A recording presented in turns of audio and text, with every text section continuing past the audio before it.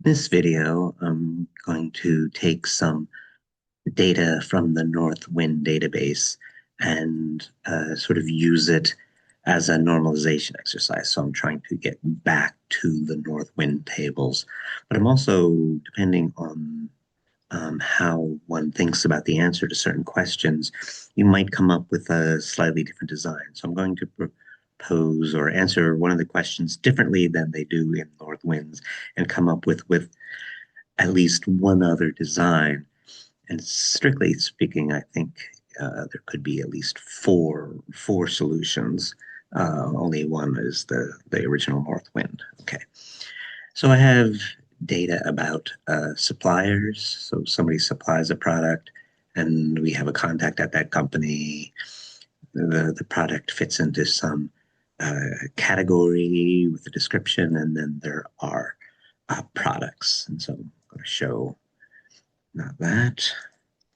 Here is the Northwind diagram. And so we're sort of working here. We're expecting to find product suppliers and categories.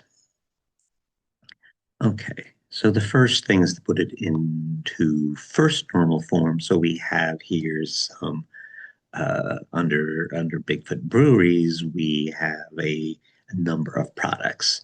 So we don't like lists and database, so we're going to make separate out that list into different records. So I'm going to copy these fields, and I'm in Word, and there's, I think this is the paste that is useful to me. There are four pastes. I'm using the third one here. And I usually at some point just start asking the students to imagine it flattened, but sometimes I actually have them explicitly flattened. So explicitly flatten the table. Okay. Now we're going to look for a primary key. So I put this sort of a table with two rows here. I'm going to answer the question one way and then answer the question another way and sort of come up with two solutions as I'm working through it. Okay. So the repeated thing or the listed thing was the product.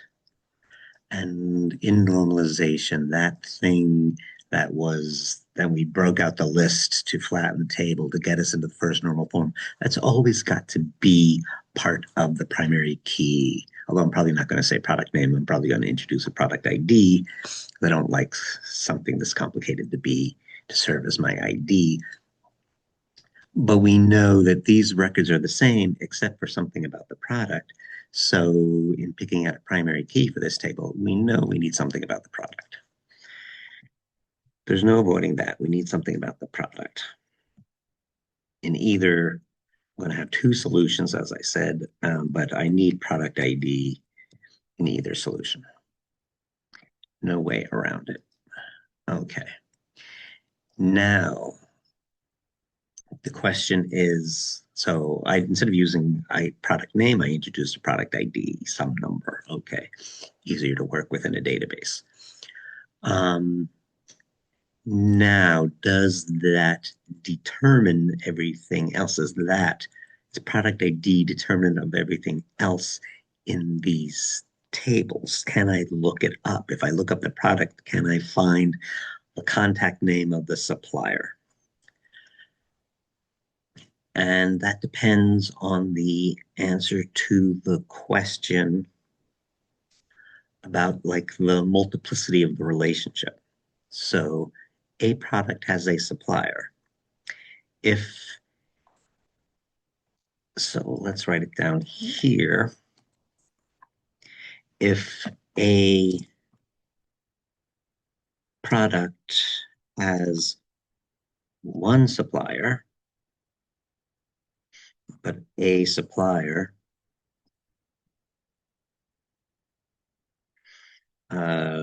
provides many products, then we know that that is a one-to-many relationship, and then product ID will be enough. Product ID will give us the supplier. And similarly, we also have a category. So if we play the same game, a product has one category, but a category, I don't know, includes many products. Hmm. Then both of these relationships are one to many, and the product ID is enough to determine the supplier, and the product ID is enough to determine the category. I'm going to flip one of these. I have students who always make it complicated. And so we might say uh, uh, sort of categories like genre, say, of a movie or something. And then you might say, well, it might fit into, a movie might have more than one genre. A product might fit into more than one category. It depends overall what the products are and how you're categorizing them. Um, so that's a possibility. And then you might say that a product has many suppliers. Depends a bit on the product. So if it's a very specific product to a very specific company, um, like this is specifically Sasquatch Ale, then it probably is only made by Bigfoot breweries or something like that. But um, I don't know, maybe down here, aniseed syrup, maybe that's a little bit more generic. I don't know. Maybe that could be made by more than one supplier. So I want to just pick one of these, and I'll do the supplier, I guess, um, to turn it into a many to many, just to show the different answer if you thought of this differently. Okay. So again, so we could make product suppliers many to many. We could make category product many to many, or we could make both many to many. So that's why I'm saying there could be as many as four answers. But if the product has many suppliers and a supplier has many products, then the product ID will not be determinant of the supplier because there's more than one supplier of some products. Then we would need to add in supplier. The first solution is the Northwind solution, the sort of the reverse engineering of Northwind. But you're answering questions like we don't see this in the data. In the data, the product has, I look at a product, it had one supplier. But you always have a limited view. So maybe some product is generic enough that it might be made by more than one group, and then just I don't know economics considerations, it may be better for you to have multiple suppliers.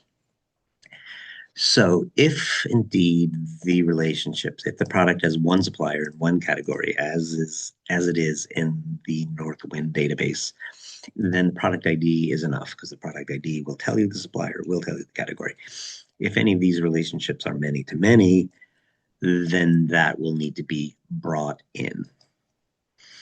So I will say that that's not the solution we're reverse engineering, but it's not, it's not crazy. We could have more than one supplier of a product. That is not a crazy thing to do. All right. Now we're asking for the functional dependencies. So this is just, can one thing tell me other things? And this is not really, this is going to not depend on like that previous answer. I'm just going to say I have a product ID and it's going to tell me things about the product name. What else was up there that would depend on the product? The unit, am I buying a case? Am I buying? All right. So of those things up there, product name and unit came from product ID. I have I have categories and I have suppliers. I'm going to say, I'm going to introduce a category ID, and it's going to tell me a category name. Again, I'm introducing these little IDs along the way. I don't like to introduce a big ID for the whole thing because that kind of blocks certain things I want to do in a normalization exercise. But little things, little partial things along the way, I will introduce an ID and also the description.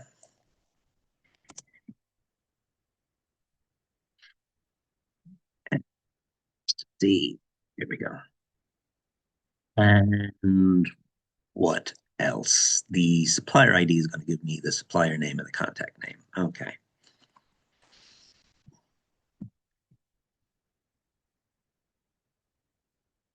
Give me a supplier name and a contact name. Okay.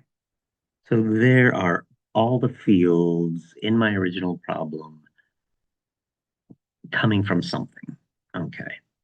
Now we're going to ask, um, are any of these partial dependencies, are any of these dependencies partial? Well, the first problem up here, the first solution is there was a sort of a single field primary key, so there can be no partials. There are no sort of proper subsets. There's either the empty set or the whole set. There can be no partials for that first answer. But for the second answer, product and supplier, then the product and this I'm going to copy and then I'm going to take category out of there. So then the product and the supplier, those are both partials for this answer. So if it's just product ID, no, it has no parts. If it's product and supplier, if the product supplier was many to many, then I needed product and supplier, and then those were partials. Down here,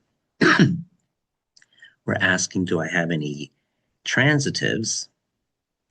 And I will say that these two could be part of transitives because the product ID will give me the category ID, will give me the category name description. And the product ID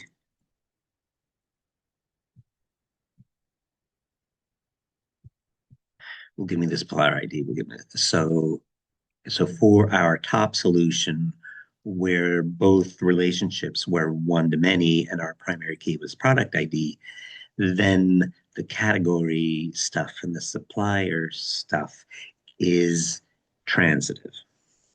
Okay. But down here, for the second solution where we said the supplier, so now the supplier is a partial, but the category is still transitive. Okay. And now we're ready to get our tables. And we're going to third normal form. So whether we see something here, like whether it's here supplier as a transitive, or whether it's here as a partial, I need a separate table. But the difference will be, do I need a bridge table? Okay, so I know I need products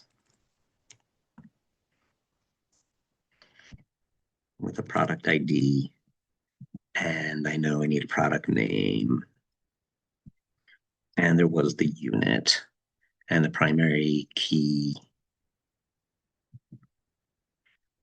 was product ID, and I know I need categories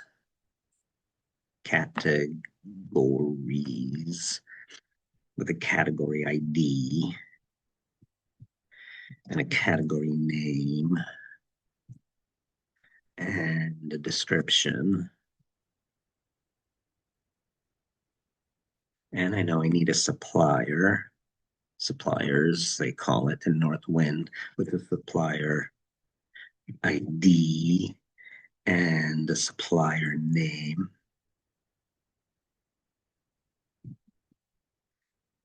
And can't spell supplier and a contact name. Okay. So that's the basic. I'm going to copy it in both places, but then I need my relationships. I don't have relationships. Okay. So in the first solution with the one-to-many, the product ID is giving me the supplier ID and the category ID. So that goes up in the product table.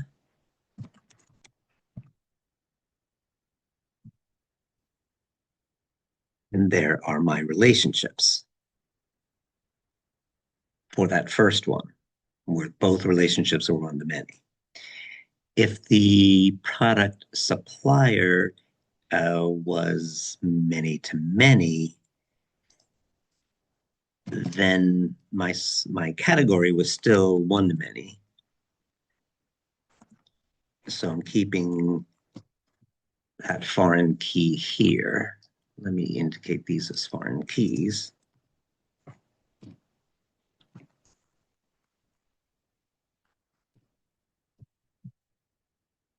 Let me introduce this as a primary key. Sorry, jumping around a little bit.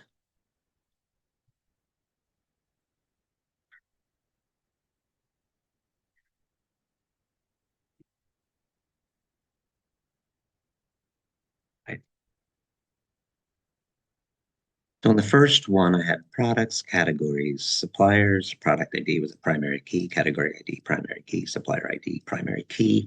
And in the top solution that I'm giving you, the relationship of products to categories and products to suppliers were one-to-many. And so the product had one category, so I can put the category ID in the product table. So it's a foreign key. And the product had one supplier. So I could put supplier ID as a property of the product's ID, and it's a foreign key to the spot. And therefore, I have my relationships, and that is the the the Northwind solution. That product had a supplier ID and a category ID. Okay. But now, what if somebody thought product supplier was many-to-many, that there might be more than one supplier of a product? So then I've got to make that relationship between product and suppliers differently. So I'm not going to have a supplier ID in the products table because there's more than one supplier. And then it would require a list and it wouldn't be flattened. So that would be no good. So I'm going to need a bridge table. I'm going to just call it, name it after the two tables together, product suppliers. And I'm going to need a product ID and a supplier ID. And then I have to make a decision.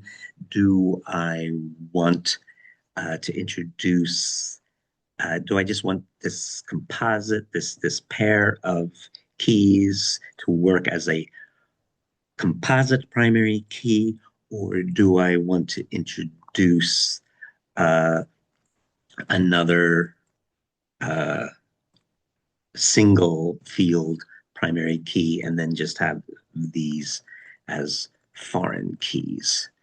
Um, so let's introduce prod supply ID.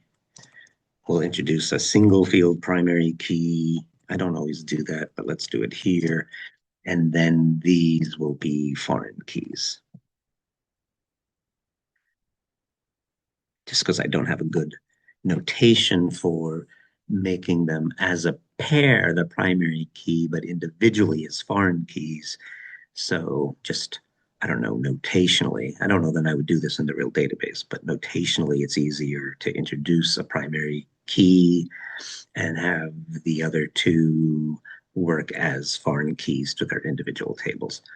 So that is a different answer based on a different assumption, not the original assumption of the Northwind database. The original assumption was that a product had one supplier, but it doesn't seem to be, to me, completely unreasonable to say that a product had more than one supplier. Then supplier ID comes out of the product table, and we need some kind of bridge table. And I only did two. I could say there might be as many as four solutions if you thought that a product might fit into more than one category. Then maybe a category would come out, and I would need a product category bridge table. So when I'm saying there are four solutions, I could have product category suppliers. I can have that plus a bridge table between product and suppliers, or plus a bridge table between product and categories, or uh, two bridge tables, one between products and categories and one between products and suppliers. You might ask about a relationship between suppliers and categories, and I'm just going to say I'm going to let that happen through the products. So here in Northwinds, they don't have a direct relationship between suppliers and categories, and this supplier supplies things from this type of category, but you just sort of can work through products and get any of that information out of a query. So you would just make a join that would involve three tables, and then you could say, make a list of suppliers and the categories that they supply products from. Okay, so I've probably made it complicated enough. There,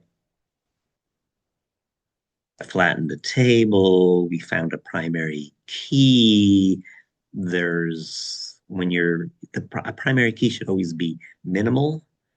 And so we asked, did the product key determine everything else? And one time we said yes. And we offered another possibility where we said maybe the answer to that question was no. And that always depends on the answer to our, like, is it one to many or many to many questions? It's always like the key question in these things. And so we just came up with two answers to the problem. Is something partial or transitive? Sort of depends on that answer. Do I need a bridge table? Depends on that answer. So much depends on that answer. So always ask it, always answer it carefully. Okay, that's it for this one. Thanks for your attention.